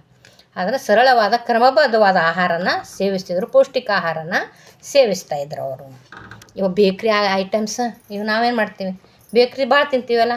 ಬೇಕ್ರಿ ಏನದು ಯಾವುದು ಚೀಸ, ಮೈದಾ, ಇವೆಲ್ಲ ಜೀರ್ಣ ಆಗೋದಿಲ್ಲ ನಮ್ಮ ಹೊಟ್ಟೆಗೆ. ನಮ್ಮ ಜೀರ್ಣಕ್ರಿಯೆಗೆ ಅದನ್ನು ಸೃಷ್ಟಿಕರ್ತ ಜೀರ್ಣಿಸೋಕೆ ಇದನ್ನೇ ಮಾಡಿಲ್ಲ. ಮಾಂಸ ಅಂತೂ ಬಿಡ್ರಿ, ನೆಕ್ಸ್ಟ್ ಸೆಕೆಂಡ್ರಿ, ಭಾಳ ದೂರ ಐತದು. ನಾವು ಮಾಂಸ ತಿನ್ನೋಕೆ ನಾವೇನು ಪ್ರಾಣಿಗಳಲ್ಲ. ಮತ್ತು ಅಂಥ ಅದು ಸತ್ತು ಎಲ್ಲ ತಿನ್ನೋಕೆ ನಮ್ಮದು ಹೊಟ್ಟೆನು ಸ್ಮಶಾನ ಅಲ್ಲ. ಆದರೂ ಕೂಡ ಅಂದೇ ಮಾಡ್ತಾರೆ. ಸತ್ತದನ್ನು ಕೋಳಿ, ಸತ್ತ ಕುರಿನ ತಿನ್ನೋದು. ಸತ್ತದ್ದು ಏನು ಮಾಡ್ತೀವಿ ನಾವೆಲ್ಲ? ಸತ್ತ ಪ್ರಾಣಿಗಳನ್ನು ನಾವು ಸತ್ತೇವಂದ್ರೆ, ಮತ್ತು ಪ್ರಾಣಿಗಳು ಸತ್ತು ಅಂದ್ರೆ ಏನು ಮಾಡ್ತೀವಿ? ಮಣ್ಣಲ್ಲಿ ಹೂಳುತ್ತೀವಲ್ಲ, ಸ್ಮಶಾನಕ್ಕೆ ಒಯ್ದು ಅದು ಮಣ್ಣಾಗ ಹೂಳು ಬಿಡ್ತೀವಿ. ಈಗ ನಾವು ಸತ್ತದೇ ಫಿಶ್, ಅದು ಫಿಶ್ ಏನು ಬದುಕಿರ್ತದೆ? ನೀರಿನ ತಗೊಂಬಂದ್ಮೇಲೆ ಆಯ್ತರ ಜೀವ ಹೋಯ್ತು. ಸತ್ತು ತಿನ್ನೋಕೆ ನಮ್ಮ ಹೊಟ್ಟೆ ಸ್ಮಶಾನವೇ. ಅರ್ಥ ಮಾಡ್ಕೊಬೇಕು. ಇನ್ನೊಂದು ಜೀವನ ಕೊಲ್ಲೋದಂದ್ರೆ ಎಷ್ಟು ಪಾಪ ಕರ್ಮ. ಇನ್ನೊಂದು ಜೀವನ ಕೊಡುವ ಅವಕಾಶ ನನಗಿಲ್ಲ ಅಂದ್ರೆ ಜೀವ ತೆಗೆಯುವ ಅಧಿಕಾರನೂ ನನಗಿಲ್ಲ. ಜೀವ ಕೊಡುವ ಅಧಿಕಾರ ನನಗಿಲ್ಲ ಅಂದಮೇಲೆ ಜೀವ ತೆಗೆಯುವ ಅಧಿಕಾರನೂ ನನಗಿಲ್ಲ. ಇನ್ನೊಂದು ಪ್ರಾಣಿ, ನಾನು ಒಂದು ಪ್ರಾಣಿನೇ ಇಲ್ಲಿ. ಎಲ್ಲ ಅವ್ರ ನಾಯಿ ಬೆಕ್ಕು ಆಗಿ ಹಂದಿನಾಗಿ ಇವಾಗ ಪ್ರಾಣಿಗಳಾಗಿ ಪಕ್ಷಿಗಳಾಗಿ ಹುಟ್ಟಿದವರು. ಅವರು ಜನ್ಮ ತಾಳಿದಾರ. ನೈಟ್ ಮಾನವ ಜನ್ಮದ ಹೆಚ್ಚಿಗೆ ತಗೊಂಡೆ ಅಂದರೆ ಒಂಚೂರು ತಿಳುವಳಿಕೆ ಕೊಟ್ಟಾನ ದೇವರು. ಆ ನಮ್ಮ ತಿಳುವಳಿಕೆನೇ ಕೊಟ್ಟಿರೋದನ್ನೇ ವಿಪರೀತ ಮಾಡ್ಕೊಂಡ್ಬಿಟ್ಟಿದ್ದೇವೆ. ಆ ಪ್ರಾಣಿ ಪಕ್ಷಿಗಳನ್ನು ನಮಗಾಗಿ ಸೃಷ್ಟಿ ಮಾಡ್ಯಾನ ದೇವರು. ಅದು ತಿಂದರೆ ಆಗ್ತದೇನು? ಏನಿಲ್ಲ. ಆದರೂ ಕೂಡ ನಾವೇನು ಮಾಡಿದ್ವಿ, ಬಾಯಿ ರುಚಿಗೆ ತಿಂದು ಶರೀರನ ಅನಾರೋಗ್ಯ ಮಾಡ್ಕೊಂಡಿದ್ದೀವಿ. ಅದು ಹಿಂಸೆ. ಅದು ಏನು ಮಾಂಸನ ಜೀರ್ಣನೇ ಆಗಲ್ಲ. 3 ದಿನ ಬೇಕಂತ ಏನಾರು ತಿಂದರೆ. ಯಾಕಂದ್ರೆ ನಮ್ಮ ಜೀರ್ಣಕ್ರಿಯೆಯಲ್ಲಿ ಒಂದು ಸೆಟ್ಟಿಂಗ್, ಒಂದು ಮೊಬೈಲಲ್ಲಿ ಏನಾರು ಒಂದು ಬರಬೇಕು ಅಂದ್ರೆ ಅದು ಸೆಟ್ಟಿಂಗ್ ಮಾಡಿದ್ರಂದ್ರೆ ಅದು ಬೇಗ ನಾವು ಬಾಯಿಲಿ ಅನ್ಲಿ ಟೈಪ್ ಮಾಡಲಿ ಬಂದುಬಿಡ್ತದೆ. ಅದು ಸೆಟ್ಟಿಂಗೇ ಇಲ್ಲ ಅಂದಮೇಲೆ ಅದು ಜೀರ್ಣ ಹೆಂಗೆ ಆಗಬೇಕು? ಸುಮ್ಮನೆ ವೇಸ್ಟಾಗಿ ಹೋಗ್ತಾ ಇರ್ತದೆ. ಹಿಂಗೆ 3 ದಿನ ಹಂಗೋ ಆ ನಮ್ಮ ದೇಹದ ಅಂಗಾಂಗಗಳು ಹಿಂಸೆ ಮಾಡಿಕೊಂಡು ಆಚೆ ಕಡೆ ಹಾಕ್ತಾವಷ್ಟೆ. ಅವಕ್ಕೆ ತೊಂದರೆ ಮಾಡ್ತೀವಿ ನಾವು. ಅದಕ್ಕೆ ಈ ಬ್ರೆಡ್ಡು, ಆಹಾರ ಮತ್ತು ಎಣ್ಣೆಗಳೆಲ್ಲ ಸರಿ ಇಲ್ಲ. ಇವಾಗ ಪೆಟ್ರೋಲಿಂದ ಎಣ್ಣೆ ಮಾಡಕತ್ತಾರಂತ. ಎಣ್ಣೆ ಮಾಡ್ತಾರೆ ಹೆಂಗೆ ನೋಡಿರಿ. ಇವಾಗ ಶೇಂಗಾದ ಎಣ್ಣೆ ಅಂತ ಕೊಡ್ತಾರೆ. ಇದೇನು ಹೇಳಬೇಕು, ಹೆಂಗೆ ಉಣ್ಬೇಕು, ಹೆಂಗೆ ಅರ್ಥ ಮಾಡ್ಕೋಬೇಕು ಗೊತ್ತಾಗಿಲ್ಲ. ಶೇಂಗಾದ ಎಣ್ಣೆ, ಪ್ಯೂರ್ ಶೇಂಗಾದ ಎಣ್ಣೆ, 180 ರೂಪಾಯಿ ಪ್ಯೂರ್ ಶೇಂಗಾದ ಎಣ್ಣೆ ಅಂತ ಹೇಳ್ತಾರೆ. ಇಲ್ಲಿ ನಾವು ಇವಾಗ ಕುಸುಬೆ ಎಣ್ಣೆ ಊಟ ಮಾಡ್ತಾಯಿದ್ದೀವಿ. ಕುಸುಬೆ ಎಣ್ಣೆ ಥರ ಗಾಣಕ್ಕೆ ಹೋಗ್ತೀವಲ್ಲ, ನಾವು ಮುಂದೆ ನಿತ್ಯ ಹಾಕ್ಸ್ಕೊಂಬರೋದು ಕುಸುಬೆ ಎಣ್ಣೆ. ಶೇಂಗಾದ ಎಣ್ಣೆ ಹಾಕಿಕೊಡ್ರಿ ಅಂದ್ರೆ 4 kg ಶೇಂಗಾ ಕೊಟ್ರೆ 1 kg ಶೇಂಗಾದ ಎಣ್ಣೆ ಆಗ್ತದೆ. ಮತ್ತು ನೋಡಿರಿ, 4 kg ಶೇಂಗಾ ಕೊಟ್ರೆ 1 kg ಶೇಂಗಾದ ಎಣ್ಣೆ ಬರುವಾಗ ಇವರು ಪ್ಯೂರ್ ಶೇಂಗಾ ಅಂತ 180 ರೂಪಾಯಿಗೆ 1 kg ಕೊಡಕತ್ತಾರ. ಇಷ್ಟೇ ನಮಗೆ ಮೂರ್ಖರನ್ನ ಹೇಗೆ ಮಾಡ್ತಾಯಿದ್ದಾರೆ ಅಂತ ನೋಡ್ಬೇಕಟ್ಟೆ. ನಾವು ಆರಾಮಾಗಿ ಮೂರ್ಖರಾಗ್ತಾಯಿದ್ದೀವಿ. ಯಾರು ಮೂರ್ಖರು ಮಾಡೋಕ್ಕೆ ಏನು ಅವರೇ ನಮಗೇನು ಗೋಲ್ಮಾಲ್ ಮಾಡಬೇಕಾಗಿಲ್ಲ, ನಾವೇ ಮೂರ್ಖರಾಗ್ತಾಯಿದ್ದೀವಿ. ಇದನ್ನು ಇಲ್ಲೇ ಐತಿ ಪ್ರಾಕ್ಟಿಕಲ್ ಅಂದರೂ ಕೂಡ ಏನು ಮಾಡ್ತೀವಿ, ಅರ್ಥ ಮಾಡ್ಕೊತಾ ಇಲ್ಲ. ಹೀಗಾಗಿ ಆ ಎಣ್ಣೆ ಮೈಯಲ್ಲೆಲ್ಲ ಜಿಡ್ಡಾಗ್ತದೆ. ಎಣ್ಣೆ ಕರಿದ ಪದಾರ್ಥ ಜಾಸ್ತಿ ತಿನ್ನೋದು, ಹೊರಗಡೆ ಬೇಕ್ರಿ ಐಟಮ್ಸು, ಎಗ್ ರೈಸ್ ಆತು, ಆ ರೈಸ್ ಆತು, ಈ ರೈಸ್ ಆತು, ಎಷ್ಟೊಂದು ಏನೇನೋ ಬೇಡದಿರೋ ಕೆಮಿಕಲ್ ಇರೋ ಕಲರ್ ಫುಡ್ಗಳು ಹಾಕ್ತಾರೆ, ಫುಡ್ಡಿಗೆ ಕಲರ್ ಹಾಕ್ತಾರೆ. ಅವೆಲ್ಲ ತಿಂದು ಏನು ಮಾಡ್ತದೆ, ನಮ್ಮ ದೇಹದಲ್ಲಿ ಕಲ್ಮಶ ಜಾಸ್ತಿ ಆಗಿಬಿಡ್ತವೆ. ಮತ್ತು ಜಾಸ್ತಿ ಆದ ಕಲ್ಮಶನ ಜಾಸ್ತಿ ಆದ್ರೆ ಅದನ್ನು ತಗೊಳಕ್ಕೆ ಏನಾರು ಕೆಲಸ ಮಾಡ್ತೀವೇನು? ಇಲ್ಲ. AC ಮುಂದೆ ಕೂಡ್ತೀವಿ, ಕಂಪ್ಯೂಟರ್ ಮುಂದೆ ಕೂಡ್ತೀವಿ, ಆಳುಗಳು ಹಚ್ಚಿಬಿಟ್ಟು ಸೋಫಾ ಮೇಲೆ ಕೂಡ್ತೀವಿ. ಮತ್ತು ಅದು ಎಲ್ಲಿಂದ ಹೋಗ್ಬೇಕು? ಅದು ಬೆವರಿನ ಮೂಲಕ ಹೋಗ್ತದೇನಂದ್ರೆ ಅದು ಬೆವರು ಬರ್ತಾಯಿಲ್ಲ. ಬೆವ್ರು ಬರ್ತದಂದ್ರೆ ದಹಿ ಆದ್ರೆ ಸಾಕು AC ಹಾಕ್ಬಿಡೋದು. ಹೊರಗಡೆ ಹೋಗೋಕ್ಕೆ ಅವಕಾಶನೇ ಇಲ್ಲ ಶರೀರಕ್ಕೆ. ಹಾಗಾಗಿ ಈ ಬ್ರೆಡ್ಡು, ಪಿಜ್ಜಾ, ಬರ್ಗರ್, ಕರಿದ ಪದಾರ್ಥಗಳೆಲ್ಲ ತಿಂತಾ ಇದೀವಲ್ಲ, ಅದಕ್ಕೆ ನಮಗೆ ಅನಾರೋಗ್ಯ ಆಗ್ತದೆ. ಅದು ಯಾಕೆ ಅವ್ರು ತಿಂತಿರಲಿಲ್ಲ, ಒಳ್ಳೆ ಆಹಾರ ತಿಂತಿದ್ರು, ಅವ್ರು ಆರೋಗ್ಯವಾಗಿದ್ದಾರೆ. ನಾವು ಹೀಗೆ ತಿಂತಾಯಿದ್ದೀವಿ. ಪ್ರತಿಯೊಬ್ಬರ ಮನೆಯಲ್ಲಿ ಪ್ರತಿಯೊಬ್ಬರು ರೋಗಿಗಳು. ಪ್ರತಿಯೊಂದು ಒಬ್ಬರಿಗೂ ಕೂಡ ಹಾಸ್ಪಿಟ್ಲಿಗೆ ಹೋಗದಿರ ಆಗೋದೇ ಇಲ್ಲ. ಮೆಡಿಕಲ್ ಶಾಪ್ನಲ್ಲಿ ಆರೋಗ್ಯಕರವಾಗಿರಬೇಕು ಅಂದ್ರೆ ನಾನು ಇದು ಮಾಡಿದ್ರೆ ಮೆಡಿಕಲ್ ಶಾಪ್ನಲ್ಲಿ ಸಿಗದೇ ಇರುವ 3ನೇ ವಸ್ತು ಯಾವುದು ಅಂದ್ರೆ, ಔಷಧಿ ಯಾವುದು ಅಂದ್ರೆ ನೈಸರ್ಗಿಕವಾದ ಆಹಾರ ಸೇವನೆ ಮಾಡೋದು, ನಾಟಿ ಆಹಾರ ಸೇವನೆ ಮಾಡೋದು. ಇಲ್ಲೆಲ್ಲ ಸಿಗ್ತಾವ. ಏನು ನೀವು ಹೈರಾಣ ಆಗೋದು ಹ್ಯಾಂಗೆ ರೀ ಈಗೆಲ್ಲಿ ಸಿಗ್ತಾವ್ರಿ ಅನ್ನಂಗಿಲ್ಲ. ಸ್ವಲ್ಪ ಪ್ರಯತ್ನ ಪಟ್ರೆ ನಾಟಿ ತರಕಾರಿ ಸಿಗ್ತಾವ. ಸ್ವಲ್ಪ ನೋಡ್ಬೇಕು, ಹುಡುಕ್ಬೇಕು, ಇದ್ದದ್ದೊಂದು ಸ್ವಲ್ಪ ತಂದು ತಿನ್ನೋದಾಗ ಎಷ್ಟು ಸಿಗುತ್ತಾವ ಅಷ್ಟು ಸಿಕ್ಕಷ್ಟು. ಎಷ್ಟೊಂದು ಈಗಂತೂ ಕಲುಷಿತ ಜಾಸ್ತಿ ಆಗೋದು ಇಲ್ಲ ಅನ್ನಲ್ಲ, ಆದರೆ ಎಷ್ಟು ಅವಕಾಶ ಐತಲ್ಲ ಅದನ್ನರೇ ಸ್ವಲ್ಪ ಪಾಲನೆ ಮಾಡಬೇಕು, ತರಬೇಕು, ಮಾಡೋಣ ಅಂತ ಹೇಳೋಕ್ಕೆ ಇಷ್ಟಪಡ್ತೀನಿ. ಮಾಡಲೇಬೇಕು. ನಾವು ಆರೋಗ್ಯಕರವಾಗಿರ್ಬೇಕಂದ್ರೆ ಮಾಡಲೇಬೇಕು. ಅದಕ್ಕಾಗಿ ಸೇವಿಸಿದವರಿಗೆ ಉತ್ತಮ ಆರೋಗ್ಯ ಇತ್ತು. ನೈಸರ್ಗಿಕ ಆಹಾರ ಸೇವಿಸೋದ್ರಿಂದ ಅವರು ಉತ್ತಮವಾದ ಆಹಾರ, ನಮ್ಮ ಹಿರಿಕರಿದ್ರಲ್ಲ ಅವರಿಗೆ ಉತ್ತಮವಾದ ಆಹಾರ ಸೇವಿಸೋದ್ರಿಂದ ಇರ್ತಲ್ಲ. ನೆಕ್ಸ್ಟ್ ಸೆಕೆಂಡ್ 4ನೇದಾಗಿ ಇದು ಅದ್ಭುತವಾಗಿದ್ದು, ಮೆಡಿಕಲ್ ಶಾಪ್ನಲ್ಲಿ ಸಿಗಲ್ಲ ಇದನ್ನು ಕೂಡ. ಯಾವುದು? ನಗುವಿನಿಂದ ಅವರು ಒಬ್ಬರನ್ನೊಬ್ಬರು ನೋಡಿ ಪ್ರೀತಿಸ್ತಿದ್ರು. ಆಗಿನ ಕಾಲದವ್ರು ಪ್ರೀತಿಸ್ತಿದ್ರು. ಏನು ಹೇಳ್ಬೇಕು ಇದ್ರ ಬಗ್ಗೆ ಹೇಳಕ್ಕೆ ನಿಂತ್ರೆ? ನಾವು ಈ ಜನ್ಮದ ಇದರಲ್ಲೇ ಇದ್ದೀವಿ. ಈಗ ಹ್ಯಾಂಗೆ ಪ್ರೀತಿಸೋದು, ಹ್ಯಾಂಗೆ ಇರೋದು? ಈ ನಗುನ ಮೆಡಿಕಲ್ ಶಾಪ್ನಲ್ಲಿಲ್ಲ, ನನ್ನಲ್ಲೇ ಐತಿ. ನಾನೇ ತಗೋಬೇಕು. ನಗುನ ಒಬ್ರನ್ನೊಬ್ರನ್ನ ಪ್ರೀತಿಸ್ಬೇಕು. ನಗ್ತಾ ಇದ್ದರು. ಒತ್ತಡ ರಹಿತ ಜೀವನ ಮಾಡ್ತಾಯಿದ್ರು, ನಡೆಸ್ತಿದ್ರು. ಒತ್ತಡನೇ ಮಾಡ್ಕೋತಿದ್ದಿಲ್ಲ ಜೀವನಕ್ಕೆ. ನಗ್ತಾ ಹೆಚ್ಚಿಗೆ ನನಗೆ ಸಹಾಯ ಮಾಡು, ನಿಮಗೇನಾರು ತೊಂದರೆ ಆದರೆ ನಾನು ನಿಮಗೆ ಸಹಾಯ ಮಾಡೋದು, ನೀವು ನಮ್ಮಲ್ಲಿ ಇಬ್ಬರು ಕೂಡಿ ಏನು ಮಾಡೋದು, ಒಳ್ಳೆಯದಿಂದ ನಗ್ತಾ ಕೆಲಸ ಮಾಡೋದು. ಮಾನಸಿಕ ಕಾಯಿಲೆಗಳೇ ಒತ್ತಡ ಹಾರ್ಮೋನು ನೋಡಿರಿ, ಒತ್ತಡ ರಹಿತ ಜೀವನ ನಡೆಸ್ತಾಯಿದ್ರು. ಮತ್ತು ಮಾನಸಿಕ ಕಾಯಿಲೆಗಳು ಯಾವ ಒತ್ತಡದ ಹಾರ್ಮೋನು, ಒತ್ತಡ ಮಾಡ್ಕೊಂಡೇವು ಅಂದ್ರೆ ಒತ್ತಡ ಹಾರ್ಮೋನ್ ಹೆಚ್ಚಿಸ್ತಾವ. ಒತ್ತಡದ ಹಾರ್ಮೋನ್ ಹೆಚ್ಚಿಸ್ತಾವೆ ಒತ್ತಡ ಮಾಡ್ಕೊಂಡೇವಂದ್ರೆ. ನಗು ಕಡಿಮೆ ಮಾಡುತ್ತದೆ. ಈಗ ಹಾರ್ಮೋನ್ ಹೆಚ್ಚಿಸುವುದನ್ನು ನಗು ಕಡಿಮೆ ಮಾಡ್ತದೆ. ನಗ್ತಾ ಇದ್ದೀವಂದ್ರೆ ನಮ್ಗೆ ಎಷ್ಟೇ ಒತ್ತಡ ಇದ್ದರೂ ಕೂಡ ಹಾರ್ಮೋನ್ ರಿಲೀಸ್ ಆಗಿ, ಬಾಡಿಯಲ್ಲಿ ಹಾರ್ಮೋನ್ ರಿಲೀಸ್ ಆಗಿ ಏನಾಗ್ತದೆ, ಒತ್ತಡ ಕಡಿಮೆ ಆಗ್ತದೆ. ಖುಷಿಯಿಂದ ಇರಬೇಕು ನಾವು. ನಗು ಹೇಗಿರಬೇಕು ಅಂದ್ರೆ, ನಾನು ನಗ್ತಾ ಇದ್ರೆ ನಮ್ಗೆ ಏನೇ ಸಮಸ್ಯೆ ಇರಲಿ, ಏನೇ ಘಟನೆ ಆಗಲಿ, ಯಾರಿಗೆ ಆಗಲ್ಲ, ಎಲ್ಲ ಇರೋವೆ ಇವು ಎಲ್ಲ. ಆದರೂ ಕೂಡ ನನ್ನ ನಗು ಹೇಗಿರಬೇಕು ಅಂದ್ರೆ, ಆ ನಗುವಿಗೆ ಕನ್ಫ್ಯೂಸ್ ಆಗಬೇಕು. ಅಯ್ಯೋ ನಾನು ತಪ್ಪಿ ಬಂದಿನೇನು ಇವ್ರ ಮನೆಗೆ, ಈ ದಾರಿಗೆ ತಪ್ಪಿ ಬಂದಿನೇನು ಅಂತ ಕೇಳ್ಬೇಕು. ನಮಗದು ಅನ್ನಿಸ್ಬೇಕಾದ ನಗು ಇದಕ್ಕೆ, ತೊಂದರೆಗೆ, ಘಟನೆಗೆ, ಕಷ್ಟಕ್ಕೆ ಅನ್ನಬೇಕು. ಇವ್ರ ಮನೇನ ತಪ್ಪಿ ಬಂದಿನೇನು, ಇವ್ರು ಇಷ್ಟೊಂದು ಖುಷಿಯಾಗ್ಯದಾರಲ್ಲ ಅನ್ನಿಸ್ಬೇಕು. ಯಾವ್ದಕ್ಕೆ ಕಷ್ಟಕ್ಕೆ ಅನ್ನಿಸ್ಬೇಕು. ಹಂಗಿರ್ಬೇಕು ನಮ್ಮ ನಗು. ಯಾವತ್ತೂ ನಗ್ತಾ ಇರಬೇಕು. ನಗ್ತಾ ಇದ್ದೇವೆ ಅಂದ್ರೆ ಅದು ಹಂಗೆ ಹೋಗ್ತಾನೆ ಇರ್ತದೆ. ಒತ್ತಡ ಕಡಿಮೆ ಆಗಿಬಿಡ್ತದೆ, ನಮ್ಮ ರೋಗಗಳು ಕಡಿಮೆ ಆಗ್ತಾವೆ. ಅದಕ್ಕಾಗಿ ಒತ್ತಡ ಹಾರ್ಮೋನ್ ಕಡಿಮೆ ಮಾಡ್ತದೆ. ನಗು ಒತ್ತಡ ಬರೋದನ್ನು ಕಡಿಮೆ ಮಾಡ್ತೈತಿ. ಹಾರ್ಮೋನು ರಿಲೀಸ್ ಆಗ್ತದೆ. ನಗು ಕಡಿಮೆ ಮಾಡ್ತದೆ. ನಗುವಿನಿಂದ ಒಳ್ಳೆ ಹಾರ್ಮೋನು ಉತ್ಪತ್ತಿ ಆಗ್ತದೆ ಅಲ್ಲ, ಒಳ್ಳೆ ಹಾರ್ಮೋನ್ ಆಗುತ್ತೆ. ಈ ಗಾರ್ಡನ್ಗೆ ಹೋಗಿ ಮಾತ್ರ ಹೀಗೇನು ಮಾಡ್ತೀವಿ, ಮನೆಯೊಳಗೆ ನಗ್ಲಾಕತ್ತೀವಿ ನಾವು. ನಗುವುದಿಲ್ಲ, ಕಂಪ್ಯಾರಿಸನ್. ಅದನ್ನು ಹೇಳ್ತೀನಿ, ಇದನ್ನು ಹೇಳ್ತೀನಿ. ಈಗೇನು ನಗ್ಲಾಕತ್ತೀವಿ ನಾವು, ಒಬ್ರಿಗೊಬ್ರು ನೋಡಿದ್ರೆ ಆಗೋದಿಲ್ಲ.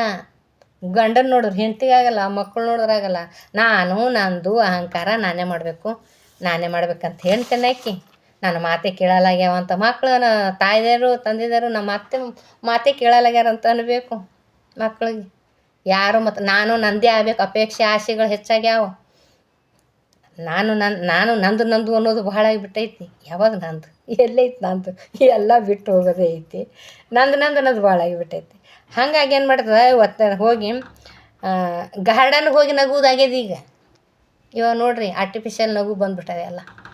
ಸುಮ್ಮನೆ ನಗೋದು ಹಾ ಹಾ ಹಾ ಹಾ, ಯಾವ ಉದ್ದೇಶ ಇಲ್ಲಾರ್ದೇ ನಗೋದು. ಯಾಕಂದ್ರೆ ಅವ್ರು ನಗ್ತಾರಂತೇಳಿ ಚಪ್ಪಾಳೆ ತಟ್ಟೋದು ನಗೋದು. ಈಗೇನಾಗ ಗಾರ್ಡನ್ಗೆ ಹೋಗಿ ನಗ್ತಾ ಇರ್ತಾರೆ ನೋಡಿರಿ. ಸಿಟಿಗಳಲ್ಲೆಲ್ಲ ಇನ್ನು ಹಳ್ಳಿಗಳು ಸ್ವಲ್ಪ ಐತಿನ ಎಲ್ಲ ಒಳ್ಳೇದು ಊಟ ಮಾಡ್ತಾರೆ, ಜರ ಪ್ರೀತಿ ಪ್ರೇಮ. ಹೌದು, ದೊಡ್ಡವರು ಬಾಗಿಲು ತೆರ್ಕೊಂಡು ಒಬ್ಬರು ಮಾತಾಡ್ಕೊಂಡು ಇರ್ತಾರೆ ಹಳ್ಳಿಯಲ್ಲಿ. ಸಿಟಿಲಿ ಅಷ್ಟೇ ಎ ಸಿಲಿ ಒಳಗಡೆ ಕೂತ್ಕೊಂಡು 3 ದಿನ ಅಲ್ಲೇ ಕೊಳಕ್ತಿದ್ದಾದ್ರೂ ಕೂಡ ಯಾರು ಹೊಳ್ಳಿ ನೋಡೋದಿಲ್ಲ. ಯಾಕಂದ್ರೆ ಅವ್ರು ಹಂಗೆ ದಿನಚರಿನೇ ಹಂಗೆ ಇರ್ತದೆ. ಅವ್ರು ಅದಾರೋ ಬಿಟ್ಟರು ಮಗ್ಲಾಗ ಮನೆಯವ್ರಿಗೆ ಗೊತ್ತಿರೋದಿಲ್ಲ ಮಾಡೋದೇನದ. ಆ ದಿನಚರಿನೇ ಹಾಗೆ ಆದಾಗ ನಾವು ಯಾರು ನೋಡ್ಬೇಕು? ಇಲ್ಲಿನ ಇನ್ನು ಹಳ್ಳಿಗಳು ಇಲ್ಲಿ ಐತಿ, ಒಳ್ಳೆ ತರಕಾರಿ ಸಿಗ್ತಾವೆ ಇಲ್ಲಿ ಹಳ್ಳಿಗಳಲ್ಲಿ. ಮತ್ತು ಗಾಣಗಳು ಸಿಗ್ತಾವೆ, ಗಾಣದ ಎಣ್ಣೆ ಸಿಗ್ತೈತಿ, ಮತ್ತು ನಾಟಿ ತರಕಾರಿ ಸಿಗ್ತವೆ. ಸಂತಿಗೆ ಹೋಗ್ಬೇಕು ನಾವು ಸ್ವಲ್ಪ. ನಮ್ಮ ಮನ್ಯಾಗ ಕೂತು ಆಳ್ಗಚ್ಚಿಗೆ ಹೋಗಿ ತರಕಾರಿ ತೊಗೊಂಡು ಬಾ ಅಂತಂದ್ರೆ ತರ್ತಾರೆ ಅವರು. ಅಂತಂದ್ರೆ ನಾವೇ ಸ್ವಲ್ಪ ಕಷ್ಟಪಡ್ಬೇಕು, ಹೋಗಿ ಒಂದು ಗಳಿಗೆ ಹೋಗಿ 1 ಗಂಟೆ ಹೋಗಿ ಬೇಕಾಗಿರೋದೊಂದು ತರಕಾರಿನ, ನಾಟಿ ತರಕಾರಿನ, ಜವಾರಿ ತರಕಾರಿನ ತಗೊಂಬರ್ಬೇಕು. ಜವಾರಿ ಜೋಳ ಸಿಗ್ತಾವೆ ಇನ್ನೂ ಅಲ್ಲಿ ಹಳ್ಳಿಗಳಲ್ಲಿ ಬೆಳ್ತಾವೆ. ಜವಾರಿ ಜೋಳ, ಜವಾರಿ ಗೋಧಿ, ರಾಗಿ, ಈ ಥರ ಒಳ್ಳೆ ಪದಾರ್ಥನ ಸೇವಿಸ್ಬೇಕು. ಮತ್ತು ಇವಾಗ ಹೋಗಿ ನಾವೇನು ಮಾಡತ್ತೀವಿ, ಗಾರ್ಡನ್ಗೆ ಹೋಗಿ ನಗ್ಲಕತ್ತೀವಿ, ವ್ಯಾಯಾಮ ಮಾಡಕತ್ತೀವಿ. ಇದಕ್ಕಾಗಿ ಈ ಥರ ಮಾಡೋದನ್ನು ಬಿಟ್ಟು ಪ್ರೀತಿಸ್ಬೇಕು, ಒಬ್ರನ್ನೊಬ್ರನ್ನ ಪ್ರೀತಿಸ್ಬೇಕು. ನಾನು ಒಬ್ಬರನ್ನ ಪ್ರೀತಿಸಿದ್ನಂದ್ರೆ ನನ್ನ ಬಾಡೀಲಿ ಎಷ್ಟೊಂದು ಒಳ್ಳೆ ಹಾರ್ಮೋನ್ ರಿಲೀಸ್ ಆಗ್ತಾವಂದ್ರೆ ಅದನ್ನು ಆ ಶರೀರ ಖುಷಿ ಪಡ್ತದಂತ. ಇದನ್ನು ಮಾಡೋಕ್ಕೆ ರೆಡಿ ಇಲ್ಲ, ಒಬ್ಬರು ಪ್ರೀತಿಸೋಕ್ಕೆ ರೆಡಿ ಇಲ್ಲ, ನಾವು ಅವ್ರನ್ನ ಒಪ್ಕೊಳ್ಳೋಕ್ಕೆ ರೆಡಿ ಇಲ್ಲ.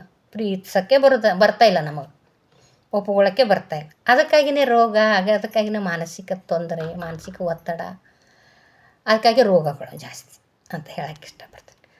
ಅಲ್ಲ, ಈ ನಗುವಿನಿಂದ ಎಲ್ಲನೂ ಕೂಡ ಗೆಲ್ಬೋದು. ಯಾರೋ ಒಬ್ರು ಹೊಂಟಿರ್ತಾರೆ, ಅವ್ರ ಜೊತೆ ಒಪ್ಪತ್ಗಲ್ಲ ಇಟ್ಕೊಂಡು ಹೋದೆವು ಅಂದ್ರೆ ಅವ್ರಿಗೆ ಮಾತಾಡಲಿ ಬಿಡು, ಆಕೆ ಯಾಕೆ ಮಾತಾಡಲಿ, ನಾ ಯಾಕೆ ಮಾತಾಡಲಿ. ಒಂದು ಸ್ವಲ್ಪ ಸ್ಮೈಲ್, ಸ್ವಲ್ಪ ನಕ್ರೆ, ಮಾತು ಭಾಳ ಮಾಡಬೇಡ, ಊರದೇ ಮಾತಾಡೋದು ಬೇಕಾಗಿಲ್ಲ. ಒಂದು ಸ್ಮೈಲ್ ಅಂದ್ಕೆಸಂದ್ರೆ ಹಿಂಗೆ ನಕ್ಕಕ್ಕೆ ಹಿಂಗೆ ಹೋದೆವಂದ್ರೆ ಅವರು ಒಂದು ಸ್ಮೈಲ್ ಮಾಡ್ತಾರೆ, ಮುಗಿತು ಅಷ್ಟೆ. ಈಗ ಯಾಕೆ ಬೇಕು ನಾವು ಇದೆಲ್ಲ ಒತ್ತಡ ಜೀವ? ಈ ಥರ ನಗ್ಲಾಕ್ಕೆ ಬಂದಿವೆ ಏನು ಇಲ್ಲಿ ಅಳ್ಳೋಕ್ಕೆ ಬಂದಿವೆ? ನಮ್ಮ ಸಿದ್ದೇಶ್ವರ ಶ್ರೀಗಳು ಹೇಳ್ದಂಗೆ ಆಯ್ತು, ಅಳ್ಳಾಕೆ ಬಂದಂಗೆ ಆಯ್ತು. ಯಾಕೆ ಅಳೋದೇನಿಲ್ಲ, ನಗ್ತಾ ಇರೋದು. ನಗ್ಲಾಕಾಕಿ ಎಲ್ಲ ಕೊಟ್ಟಾನ ಪರಮಾತ್ಮ ಸೃಷ್ಟಿಕರ್ತ. ಅದಕ್ಕಾಗಿ ನಗ್ತಾ ಇರೋಣ.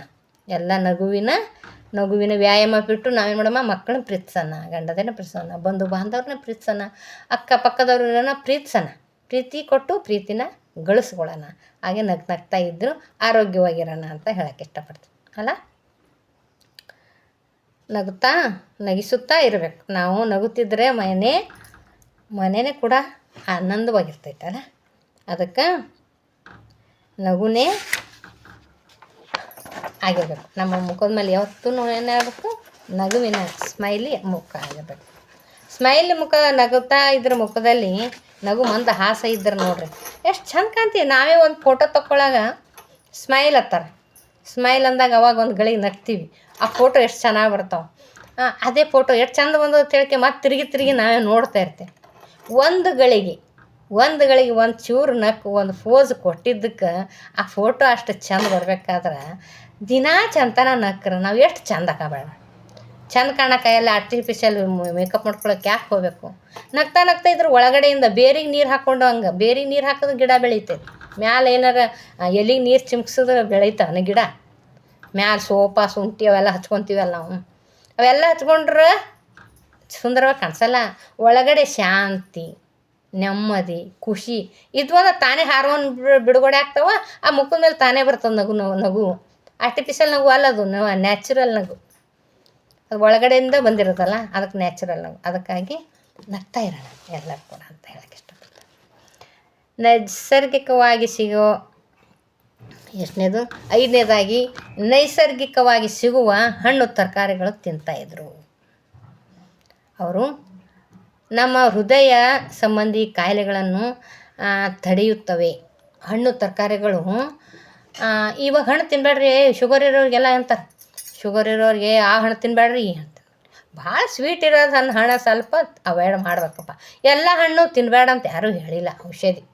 ಔಷಧಿ ಐತಿ ಅದರಲ್ಲೂ ಕೂಡ, ಬಾಡಿಗೆ ಬೇಕದು ಎಲ್ಲ ಹಣ್ಣುಗಳು. ಭಾಳ ಸ್ವೀಟ್ ಇರೋದೇನಾರ ಸ್ವಲ್ಪ 1-2 ಬಿಟ್ಟರು ಆಗ್ತವೆ. ಅದಕ್ಕಾಗಿ ಏನತ್ತಾರ, ಅದೇನು ಮಾಡ್ತದೆ, ನಮ್ಮ ಹೃದಯ ಸಂಬಂಧಿ ರೋಗಗಳಿಗೆ ತಡೆಯುತ್ತದೆ, ನಮ್ಮ ದೇಹದ ತೂಕ ಕಡಿಮೆ ಮಾಡಿಸ್ತದೆ, ತೂಕ ಹೆಚ್ಚಾಗದಂತೆ ಕಂಟ್ರೋಲ್ ಮಾಡ್ತದಂತ. ನಮ್ಮ ದೇಹಕ್ಕೆ ಹಣ್ಣು ತರಕಾರಿಗಳು ಬಹಳ ಒಳ್ಳೆಯದು. ನಮ್ಮ ದೇಹಕ್ಕೆ ಭಾಳ ಒಳ್ಳೆಯದು ನೋಡ್ರಿ. ಆ ಸೀಸನ್ದೊಳಗೆ ಅಂತಾವೆ. ಬೇಸಿಗೆ ಒಳಗೆ ಏನು ಬರ್ತಾವೆ, ಬೇಸಿಗೆ ಒಳಗೇ ಕಲ್ಲಂಗಡಿ ಬರ್ತಾವೆ, ಕರ್ಬೂಜ ಬರ್ತಾವೆ.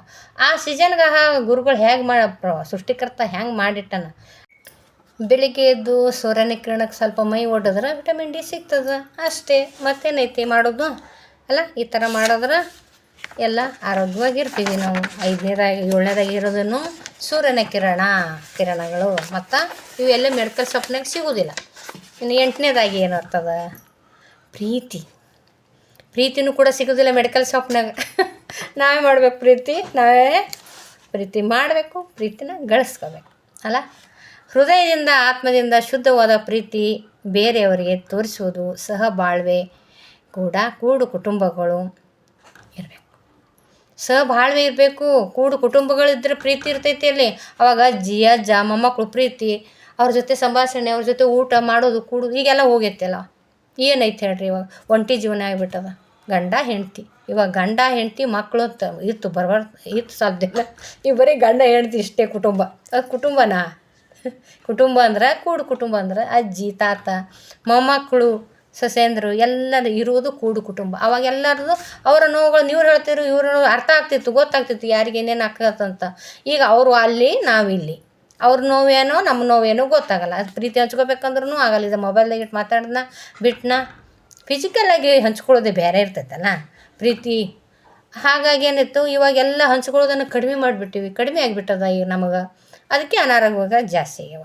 ಇವಾಗ ಅಜ್ಜಿ ತಾತ ಮೊಮ್ಮಕ್ಕಳ ಜೋಡಿ ಇರೋಕ್ಕೆ ಯಾರೂ ಇಷ್ಟಪಡಲ್ಲ, ಒಂಟಿ ಜೀವನ ಇಷ್ಟಪಡ್ತಾರೆ. ಸ್ವತಂತ್ರ ಬೇಕು ಇವು ಜನರಿಗೆಲ್ಲ. ನನ್ನ ಹಿಡ್ಕೊಂಡೇ ಹೇಳ್ತೀನಿ, ಸ್ವತಂತ್ರ ಬೇಕು. ಸ್ವತಂತ್ರ ಬಂದರೆ ಆರಾಮ ಇರ್ತೀವಿ ಅಂತ ಹೇಳಿದ್ರೇನು, ಅನಾರೋಗ್ಯ ಭಾಳ ಐತಿ.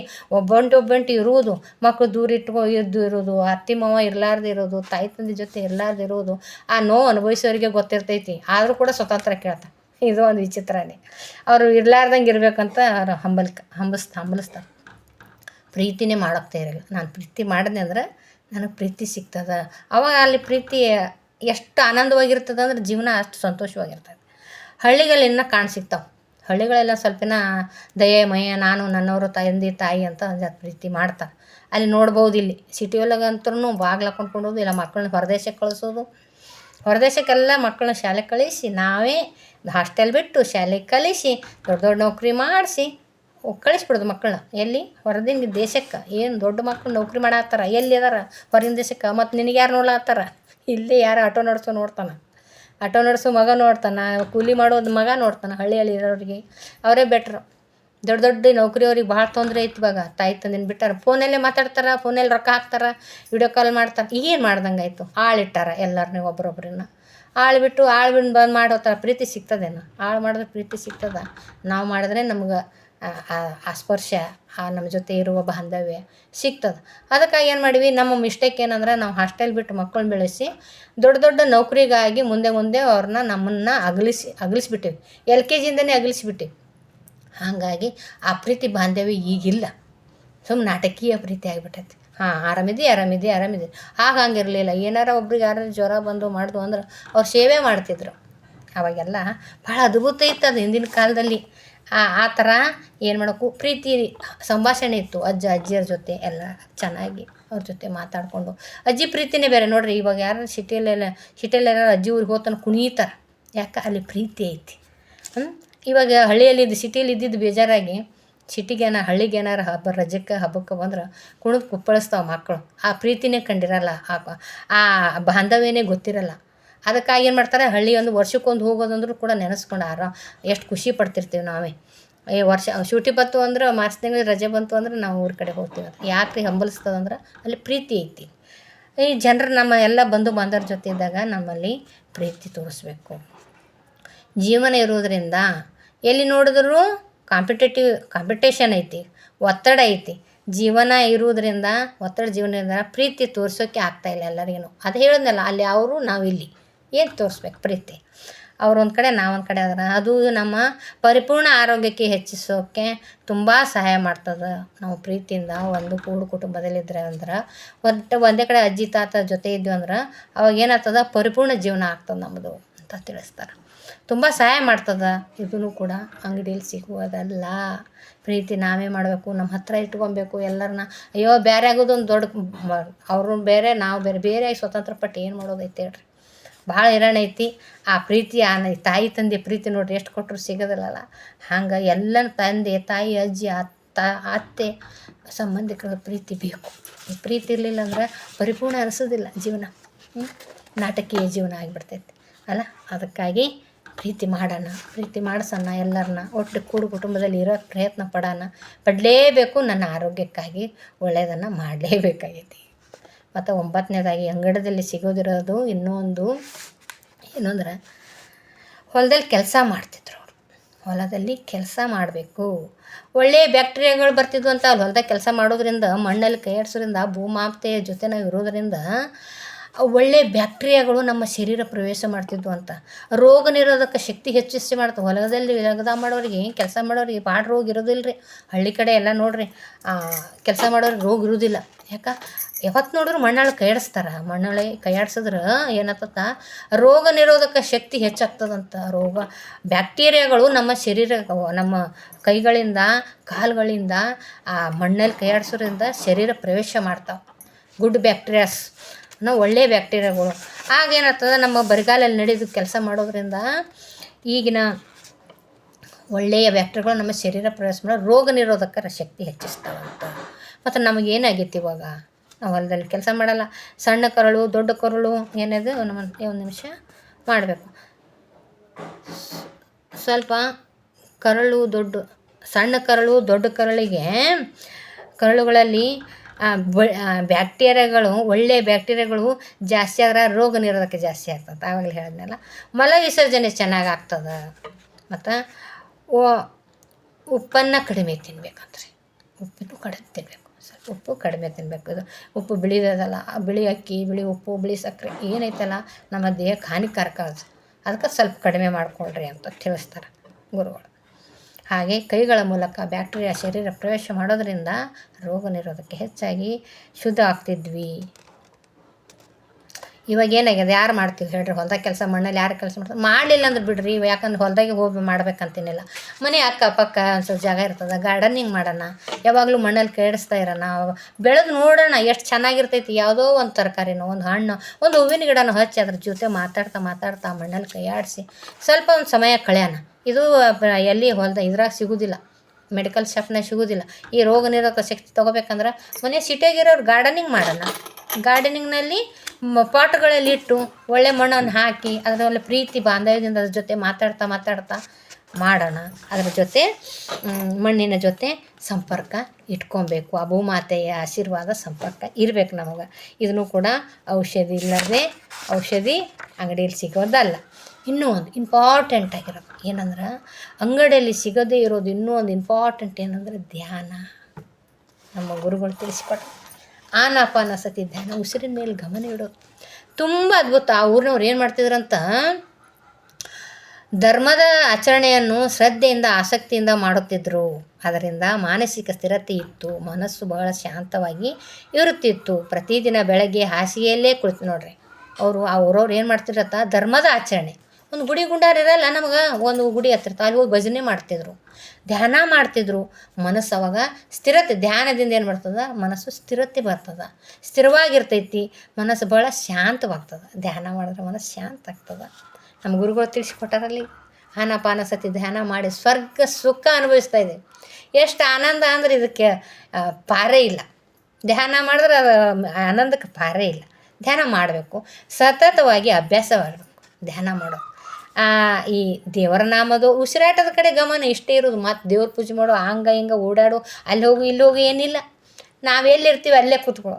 ಹಾಸಿಗೆಯಲ್ಲಿದ್ದರೆ ಬೆಳಗ್ಗೆ ಹಾಸಿಗೆಯಲ್ಲೇ ಕೂತ್ಕೊಂಡು ಉಸಿರಿನ ಮೇಲೆ ಗಮನ ಇಡೋದು 1 ಗಂಟೆ. ಅದು ನನಗಾಗಿ ಮಾಡುವುದು. ಇದು ಎಲ್ಲಿ ಸಿಗೋದಿಲ್ಲ ರೀ ಇದು ಧ್ಯಾನ. ಈ ಧ್ಯಾನ ಮೆಡಿಕಲ್ ಶಾಪ್ನಾಗ ಸಿಗೋದಿಲ್ಲ. ಇದನ್ನೊಂದು ಧ್ಯಾನ ನಾ ಮಾಡಿದೆ ಅಂದ್ರೆ ಎಲ್ಲವೂ ನನಗೆ ಸಿಗ್ತಾವೆ. ಬೇಕಾಗಿದ್ದೆಲ್ಲ ಸಿಗ್ತಾವೆ ನೋಡ್ರಿ. ಅಷ್ಟು ಅದ್ಭುತ ನಾನು ಪಡ್ಕೊಂಡಿದ್ದೀನಿ ಅಂತೀನಿ. ಈ ಆನಾಪಾನ ಸತಿ ಧ್ಯಾನ ಮಾಡಿ ಪತ್ರಿಜಿ ಗುರುಗಳ ಆಶ್ರಯದಲ್ಲಿ ಬೆಳೆದು, ಹಾಗೆ ನಮ್ಮ ಕರ್ನಾಟಕ ಧ್ಯಾನ ಪ್ರಗತಿ ಪರಿಷತ್ ಅಧ್ಯಕ್ಷರಾದ ಟಿ ಹರಿಶಂಕರ್ ಸರ್ ನನ್ನ ಧ್ಯಾನ ಗುರುಗಳು ಇವರಾದ್ರೆ ಜ್ಞಾನ ಗುರುಗಳು. ನನ್ನನ್ನು ತಿದ್ದಿ ಬುದ್ಧಿ ವಿದ್ಯೆ ಹೇಳುವ, ದಿನಕ್ಕೊಂದು ಪಾಠದಂತೆ ನಮ್ಮನ್ನು ಶುದ್ಧ ಮಾಡುವ, ಜೀವನ ಕಲೆಯನ್ನು ಕಲಿಸಿಕೊಡುವ ನಮ್ಮ ಗುರುಗಳು ಹರಿಶಂಕರ್ ಸರ್. ಜೀವನದ ಕಲೆ ಕಲಿಸ್ತಾರೆ. ಜೀವನ ಹೇಗೆ ಜೀವಿಸಬೇಕು ಅಂತ ಹೇಳ್ತಾರೆ. ಬದುಕೋದು ದೊಡ್ಡದಲ್ಲ, ಬದುಕೋದು ಹೇಗನೋ ಬದುಕ್ತೀವಿ, ಜೀವಿಸಬೇಕು. ನಾನು ನ್ಯಾಯವಾಗಿ ಜೀವಿಸೋದನ್ನು ಕಲಿಸ್ತಾರೆ ನಮ್ಮ ಗುರುಗಳು, ಕಲಿಸಿದ್ದಾರೆ.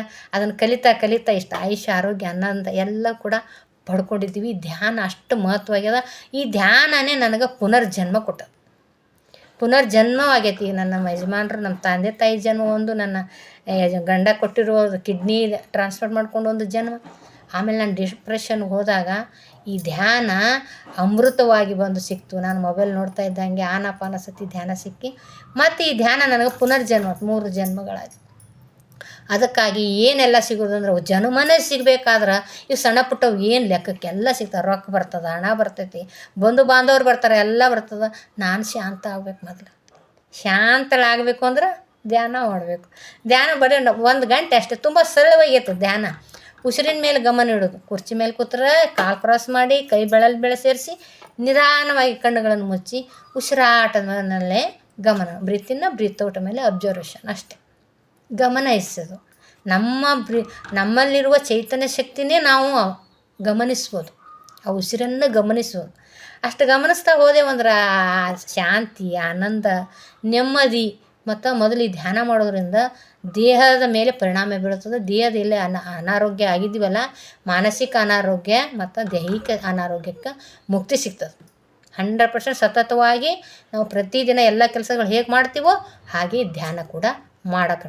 ಸ್ನಾನ ಮಾಡ್ತೀವಿ, ಊಟ ಮಾಡ್ತೀವಿ, ಅಡುಗೆ ಮಾಡ್ತೀವಲ್ಲ, ಅದೊಂದು ಅಭ್ಯಾಸ. ಅದು ಹೇಗೆ ಅಭ್ಯಾಸ ಮಾಡ್ಕೊಂಡಿವೋ ಧ್ಯಾನ ಕೂಡ ಹಾಗೆ ಅಭ್ಯಾಸ. ಬ್ರಾಹ್ಮಿ ಮುಹೂರ್ತದಲ್ಲಿ ನನಗಾಗಿ ಮಾಡೋದು 1 ಗಂಟೆ ಧ್ಯಾನ, ಉಸಿರಿನ ಮೇಲೆ ಗಮನ. ಇಷ್ಟು ನಾನು ಮಾಡಬೇಕು. ನಾನು ಬೇಕಾಗಿರೋದನ್ನೆಲ್ಲ ಪಡ್ಕೋಬೇಕು ಅಂದ್ರೆ, ಸ್ವರ್ಗ ಸುಖ ಅನುಭವಿಸಬೇಕು ಅಂದ್ರೆ ಈ ಧ್ಯಾನ ಬೇಕು. ಇವು ಸಣ್ಣ ಪುಟ್ಟವು ಎಲ್ಲ ಬಿಟ್ಬಿಡೋಣ.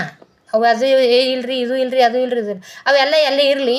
ಧ್ಯಾನ ಮಾಡಿದ್ರೆ ಎಲ್ಲ ಸಿಗ್ತದೆ. ಧ್ಯಾನ ಒಂದು ಮಾಡಿದ್ರೆ ಎಲ್ಲ ಸಿಗ್ತದೆ ನೋಡ್ರಿ. ಅದಕ್ಕಾಗಿ ಧ್ಯಾನ ಮಾಡ್ತಿದ್ರು. ಅವರು ಕೂಡ ದೇವರ ಭಜನೆ ಮಾಡ್ತಿದ್ರು, ಧ್ಯಾನ ಮಾಡ್ತಿದ್ರು. ಹಾಸಿಗೆಯಲ್ಲೇ ಕುಳಿತು ಇಷ್ಟ ದೇವರ ನಾಮವನ್ನು ಜಪಿಸಿ ಧ್ಯಾನ ಮಾಡ್ತಿದ್ರು ಅವರು. ರಾತ್ರಿ ಮಲಗುವಾಗ ಕೂಡ ಧ್ಯಾನ ಮಾಡ್ತಿದ್ರಂತವರು. ಉಸಿರಾಟ ಮಾಡುತ್ತಾ ನೇರವಾಗಿ ಕುಳಿತು ಉಸಿರಿನ ಮೇಲೆ ಗಮನ ಹರಿಸೋದು. ತಂಪಾದ ಉಸಿರು ಒಳಗಡೆ ತಗೊಳ್ಳೋದು. ನನ್ನ ಶರೀರದಿಂದ ಕಲ್ಮಶವಾದ ಉಸಿರು, ಬಿಸಿ ಉಸಿರು ಹೊರಗಡೆ, ನೆಗೆಟಿವ್ ಉಸಿರನ್ನು ಹೊರಗಡೆ ಹೋಗ್ತದೆ. ಹಾಗಾಗಿ ನಾನೇನು ಮಾಡಬೇಕು, ರಾತ್ರಿ ಮಲಗಬೇಕಾದ್ರೆ ಬೆಳಿಗ್ಗೆ ಬ್ರಾಹ್ಮಿ ಮುಹೂರ್ತದೊಳಗೆ ಕಾಮಾಗಿ ನಿನ್ನೆದು ಬಿಟ್ಟು ನಾಳೆದು ಬಿಟ್ಟು ಆಗಂಗೆ ಆಗ್ತಾಯಿರ್ತಾವೆ. ಕಾಮಾಗಿ ಕೂತು ಉಸಿರಿನ ಮೇಲೆ ಗಮನ ಇಡೋದನ್ನು ಮಾಡಿದಿವಂದ್ರೆ ಸ್ವರ್ಗ ಸುಖ ಅಂತ ಹೇಳೋಕ್ಕೆ ಇಷ್ಟಪಡ್ತಾರೆ. ಅದಕ್ಕಾಗಿ ಆ ಊರಿನ ಜನರೆಲ್ಲ ಇಷ್ಟೆಲ್ಲ ಪರಿಪಾಲನೆ ಇದ್ದರು. ಅದಕ್ಕಾಗಿ ಆ ಊರಿನ ಜನರೆಲ್ಲರೂ ಆರೋಗ್ಯವಾಗಿದ್ದರು. ಮಾನಸಿಕವಾಗಿ ಆರೋಗ್ಯವಾಗಿದ್ದರು, ಶಾರೀರಿಕವಾಗಿ ಕೂಡ ಆರೋಗ್ಯವಾಗಿದ್ದರು. ಅದಕ್ಕಾಗಿ ಆ ವಿಜ್ಞಾನಿಗೆ ಏನು ಅವಾಗ ಕಂಡು ಬಂತು, ಇಷ್ಟೆಲ್ಲ ಒಳ್ಳೆಯ ಕೆಲಸ ಮಾಡತ್ತಾರೆ ಅವರು. ಅದಕ್ಕಾಗಿ ನೈಸರ್ಗಿಕವಾದ ಆಹಾರ ತಿಂತಾರೆ, ಪ್ರೀತಿ ಮಾಡ್ತಾರೆ, ಮತ್ತು ಧ್ಯಾನ ಮಾಡ್ತಾರೆ, ಹೊಲಗದ್ದೆಗಳಲ್ಲಿ ಕೆಲಸ ಮಾಡ್ತಾರೆ. ಇವೆಲ್ಲ 10 ನಿಯಮಗಳನ್ನು ಸರಿಯಾಗಿ ಪರಿಪಾಲನೆ ಮಾಡೋದ್ರಿಂದ ಅವರು ಆರೋಗ್ಯವಾಗಿದ್ದರು ಅಂತ ಆ ವಿಜ್ಞಾನಿ ತಿಳ್ಕೊಂಡಂತ. ಅದಕ್ಕಾಗಿ ಈ ಧ್ಯಾನ, ದೇವರ ಭಜನೆ, ದೇವ್ರ ಭಜನೆ ಮಾಡಬೇಕು. ಆ ಭಜನೆಯಲ್ಲಿಯೇ ಆನಂದವಾಗಿರ್ತದೆ, ಧ್ಯಾನ ಆಗ್ತದೆ. ಹೀಗಾಗಿ ಧನಾತ್ಮಕ ಚಿಂತನೆ ಮಾಡಬೇಕು, ಋಣಾತ್ಮಕ ಸಕಾರಾತ್ಮಕ ಆಲೋಚನೆಗಳನ್ನು ಮಾಡ್ತಾ, ಒಳ್ಳೆಯದನ್ನು ಮಾಡ್ತಾ, ಒಳ್ಳೆಯದನ್ನು ಹೇಳ್ತಾ, ಒಳ್ಳೆಯದು ಕೇಳಬೇಕು, ಒಳ್ಳೆಯದು ಮಾಡಬೇಕು, ಒಳ್ಳೆಯದು ತಿನ್ನಬೇಕು. ಒಳ್ಳೇದಂತ ಗೊತ್ತದಲ್ಲ ನಮ್ಗೆ, ಯಾವುದು ಒಳ್ಳೇದಂತ ನಾವು ಅರಿವು ಐತಿಲ್ಲ ನಮಗೆ. ಅರಿವಿದ್ದ ಮೇಲೆ ಇದು ಕೆಟ್ಟದ್ದು, ಇದು ಸರಿ ಇಲ್ಲ, ಅದು ಒಳ್ಳೆಯದು ಕೆಟ್ಟದ್ದು ಅಂತ ಗೊತ್ತಾಗ್ತದೆ. ನನ್ನ ಒಳ ಮನಸ್ಸು ಅಂತರಾತ್ಮ ಹೇಳ್ತಾ ಇರ್ತದೆ ಅದು ಒಳ್ಳೇದು ಯಾವುದು ಅಂತ. ಹೃದಯ ಮನಸ್ಸಿನ ಮಾತು ಕೇಳೋದು ಬೇಡ, ಬುದ್ಧಿ ಮಾತು ಮನಸ್ಸು ಅಲ್ಲಿ ಐತೆ ಅಂತ ಹೇಳ್ತದೆ. ಒಂದು ಪಾನಿಪುರಿ ಮನಸ್ಸಲ್ಲಿ ಐತೆ ಅಂತ ಹೇಳ್ತದೆ. ಆಮೇಲೆ ಬುದ್ಧಿ ತಿಂತು ಬಿಡೋದು ತಿನ್ನು ಅಂತ ಹೇಳ್ತದೆ.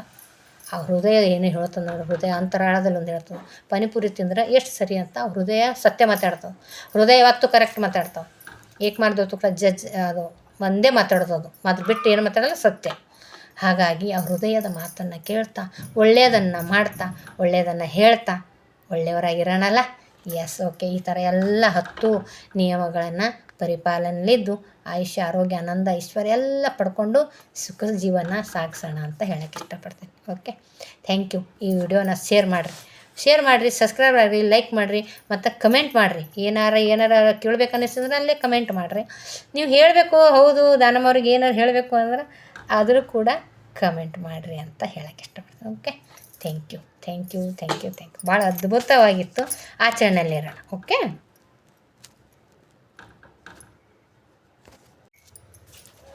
ಅದಕ್ಕಾಗಿ ಆ ಸೀಸನ್ದಾಗ ಬರೋ ಹಣ್ಣುಗಳನ್ನು ನಾವು ತಗೊಳ್ಳೇಬೇಕು. ಮತ್ತು ಇಷ್ಟ ಆಯ್ತಲ್ಲ, ಅವು ತರಕಾರಿ ಸಲಾಡ್ಗಳು ಮಾಡಬೇಕು. ನಾವು ಸಲಾಡ್ ಮಾಡಿದಾಗ ತರಕಾರಿ ತಿನ್ನೋಕ್ಕಾಗಲಿಲ್ಲ ಅಂದರೆ ಸಲಾಡ್ಗಳು ಮಾಡಬೇಕು. ಅವಕ್ಕೆ ಶೃಂಗಾರ ಮಾಡಬೇಕು. ಶೃಂಗರಿಸಿ ಸಣ್ಣ ಕಟ್ ಮಾಡಿ ಚೆಂದಾಗಿ ಮಾಡಿಸಂದ್ರೆ ಹಾಗೆ ಸೇವಿಸಬೇಕು ಅಂತ ತಿಳಿಸ್ತಾರೆ. ಇದು ಒಂದು ಅಂಗಡಿಯಲ್ಲಿ ಸಿಗದಿರುವುದು ಔಷಧಿ. ಇದು ನೈಸರ್ಗಿಕವಾಗಿ ಹಣ್ಣು ತರಕಾರಿಗಳನ್ನು ತಿನ್ನಬೇಕು ನಾವು. ಮತ್ತು ಇನ್ನೊಂದು 6ನೇದಾಗಿ, ಇದು ಮೆಡಿಕಲ್ ಶಾಪ್ನಲ್ಲಿ ಸಿಗೋದಿಲ್ಲ, ಸುಖವಾದ ನಿದ್ರೆ. ಇದು ಮೆಡಿಕಲ್ ಶಾಪ್ನಾಗ ಇಲ್ಲರಿ, ಇದು ಸಿಗೋದಿಲ್ಲ, ರೊಕ್ಕ ಕೊಟ್ಟು ಬರೋದಲ್ಲ ಅದು. ಅಂಗಡಿಯಲ್ಲಿ ಸಿಗೋದಿರೋ ಔಷಧಿ ಇನ್ನೊಂದು ಯಾವುದಂದ್ರೆ ನಿದ್ರೆ. ನಮಗೆ ನಿದ್ರೆ ಭಾಳ ಮುಖ್ಯ ಐತಿ, ಭಾಳ ಮುಖ್ಯ ಅದ. ಚೆನ್ನಾಗಿ ನಿದ್ರೆ ಮಾಡಿದ್ರೆ ಗ್ಯಾಸ್ಟ್ರಿಕ್ ಆಗಲ್ಲ. ಚೆನ್ನಾಗಿ ನಿದ್ರೆ ಮಾಡಲಿಲ್ಲ ಅಂದ್ರೆ ಏನಾಗ್ತದೆ? ಹೊಟ್ಟೆ ಉಬ್ರಾದಂಗೆ ಆಗ್ತದೆ, ಕಸಿವಿಸಿ ಆಗತ್ತದ, ಏನೋ ಒಂದು ಮಾನಸಿಕ ಒತ್ತಡ ಆಗ್ತದೆ, ಮೈಕ ನೋವು ಬರ್ತೈತಿ, ಸಮಾಧಾನನೇ ಇರೋದಿಲ್ಲ ನಿದ್ರೆ ಸರಿಯಾಗಿದೆ. ಇವತ್ತು ಸಾವಿರಾರು ಜನ ನಿದ್ರೆ ಕಡಿಮೆ ಆಗಿ ಒದ್ದಾಡ್ತಾ ಇದ್ದಾರೆ. ನಿದ್ರೆ ಕಡಿಮೆ ಒದ್ದಾಡ್ತಾರೆ ಅಂದರೂ ಕೂಡ ನಾನು ಗಳಿಸುವ ಭರದಲ್ಲಿ ಅದು ಏನು ಮಾಡ್ತಾಯಿದ್ದೀವಿ ಅಂತಲೇ ಗೊತ್ತಾಗ್ತಾ ಇಲ್ಲ ಜನಗಳಿಗೆ. ಹಗಲ ರಾತ್ರಿ ಓಟಿ ಅಂತ ಪಾಟಿ ಅಂತ ಮಾಡ್ತಾರಲ್ಲ, ಹಗಲತ್ತು ಮಾಡೋ ಡ್ಯೂಟಿ ರಾತ್ರಿ ಮಾಡೋದು, ರಾತ್ರಿ ನಿದ್ದೆ ಸಮಯದ ಡ್ಯೂಟಿ ಮಾಡತ್ತಾರ, ಮಾಡೋ ಹಗಲತ್ತ ನಿದ್ದೆ ಮಾಡತ್ತಾರ, ರಾತ್ರಿ ಡ್ಯೂಟಿ ಮಾಡತ್ತಾರ. ಉಲ್ಟಾ ಅದು ಹೇಗೆ ಪ್ರಪಂಚನೇ ಹೆಂಗೆ ಮಾಡೋದು ಏನ್ಸಿದೆ? ಈ ಥರ ಜೀವ್ಸಕ್ಕೆ ಬಂದಿವೋ ಏನೋ, ಇಲ್ಲಿ ಹರಸಾಹಸ ಮಾಡಿ ಯುದ್ಧ ಮಾಡೋಕ್ಕೆ ಬಂದಂಗೆ ಆಗೈತಿ. ಸುಖದ ನಿದ್ರೇನೇ ಇಲ್ಲ ಇವಾಗ ಜನಗಳಿಗೆ. ಸಾವಿರಾರು ಜನ ನಿದ್ರೇನೇ ಕಡಿಮೆ ಒದ್ದಾಡ್ತಾ ಇದ್ದಾರೆ. ಇದೇ ಆಮೇಲೆ ನಿದ್ರೆ ಆಗ್ಲಕ್ಕ ನಿದ್ರೆ ಮಾತ್ರೆ ತಗೋತಾರೆ, ಯೋಚನೆ ಒತ್ತಡಕ್ಕೆ. ಹಾಗಾದ್ರೆ ಒಳ್ಳೆ ನಿದ್ರೆ ಏನು ಮಾಡಬೇಕು?